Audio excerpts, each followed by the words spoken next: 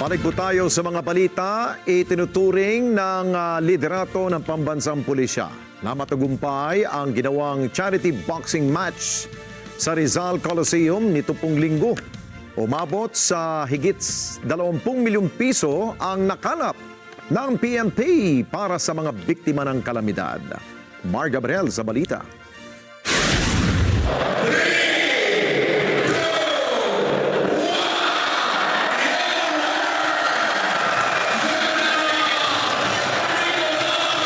Panalo via default si PNP Chief General Nicolas Torre III laban kay Davao City Acting Mayor Baste Duterte sa ikinasang charity boxing match sa Maynila noong linggo.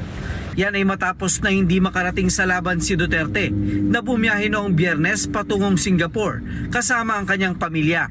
I'm not aware of the travel document. At saka, sarado na ngayon eh. Pero saying that, no, hindi naman yan ang una niya sinabi. Di ba? Hindi naman yan ang kondisyon niya. Nung unang in-invite natin siya na mag-participate tayo sa isang charity boxing match, ang una niya sinabi kaagad, drug test sa lahat ng government officials. Pero ayon kay General Torre, hindi lang siya ang nanalo sa boxing match, kundi maging ang mga benepisyaryo ng aktibidad. Umabot daw kasi sa higit 16 na milyong piso ang kanilang nakolekta kasama na ang ticket sales. Bukod pa yan sa mga natanggap nilang donasyon, gaya ng mga canned goods na nagkakahalaga ng 5 milyong piso. Lahat ito, idediretso daw nila sa DSWD, Quezon City Red Cross at sa National Red Cross para ipamahagi sa mga apektado ng kalamidad. Noong linggo, namahagi na rin ng tulong ang PNP sa mga residente ng Baseco sa Maynila.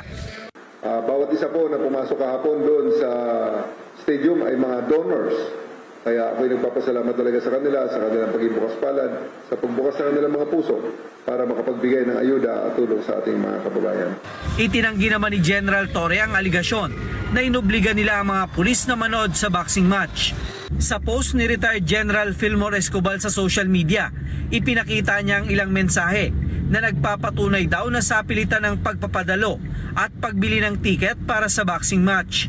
Sa akin lang naman, gaya ng ibang mga Pilipino, si General Escobar ay merong karapatan din na maghayag ng kanyang saloobin. Pero tama lang, huwag na yung sa fake news dahil he had his time.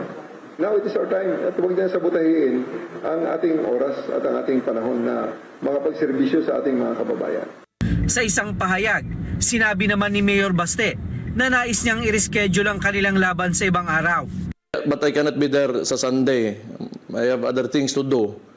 Pero Tuesday, available na ako.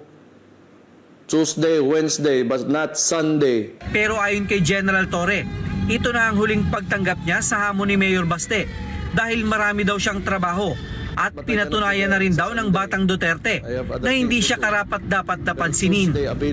Mar Gabriel, para sa Mata ng Agila. Matatag, matapang, matapat.